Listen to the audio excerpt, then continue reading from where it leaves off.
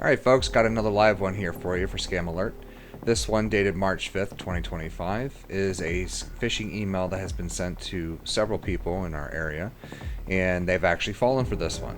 And we're going to take this apart step by step. First thing that you're going to notice is in this blue bar here, you're going to see it says securely using ZixCorp. ZixCorp is an actual email encryption platform that's used for third-party email encryption, and we've used this in the past with Google Workspace. And what I'm going to do is I'm going to hold my mouse over the link without clicking on it to see where it goes. And you can see here that it goes to ZixCorp.com. And you can see when I click on it, it actually goes out to that website. This is the only time I'm actually going to click on the link inside of the email because the rest of the links are not valid. This is the link that does all the damage. Notice when I do the mouse over, it comes up with an application that goes out to software.app. This website was used to create a fake login and fake prompt for the user to put their credentials in to get this supposed encrypted email. Here's an example of the sign-in, as well as an example of a password screen. It looks typical. And then you're going to see an error message. Well, the user tries to do this, think they did something wrong, so they do it again. They click the link again, type in their email address, type in their password, and then get the error message. This is when the alarm bells go off in the end users to say, hey, something's not right, I can't log in. And they start looking into the email a little bit more, only to find out that there's more to this message that meets the eye. Notice the expiration. There's a sense of urgency in this email that they need to take action right away, bypassing a lot of common sense. So this is another red flag that I want to highlight. Next thing I want to show you is this link over here. It says privacy. Notice there's an underscore in front of it. It's really hard to see. It looks like it's been underlined. But also notice over here it says 800flowersinc.com.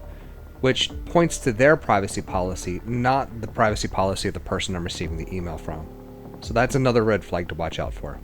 So how do we fix this? Well, it's quite simple. The first thing you need to do is open up Outlook, and then look up at the top right corner for this icon that looks like a little gear. Then click Mail, then Rules, and here you'll see a list of mail flow rules that are set up for you. You can simply delete that, but I don't recommend that. Instead, just click this little toggle here to turn the filter off. This way you can go and further analyze what happened with the messages. Since we're here, let's dive in a little bit further. Click the three dots next to the mail rule, then select Edit Rule. Now we can see that there's three different options in here. First, it's a name. It's usually a period or it is a couple dots.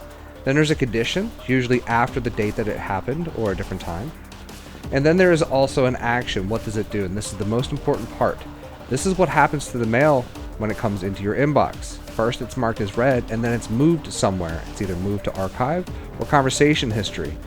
And that's what we've seen out of the past couple weeks of this thing spreading through a bunch of email systems. We suggest that you take a look at your mail flow rules or your mail filter rules and make sure that you don't have any unknown mail filter rules in there and delete them, or ask your IT company or IT person, are these supposed to be there? They're typically used to help make your job easier and sort your inbox, but sometimes, like we've seen now, it's actually used against you. So, there you have it, folks. There's another scam alert.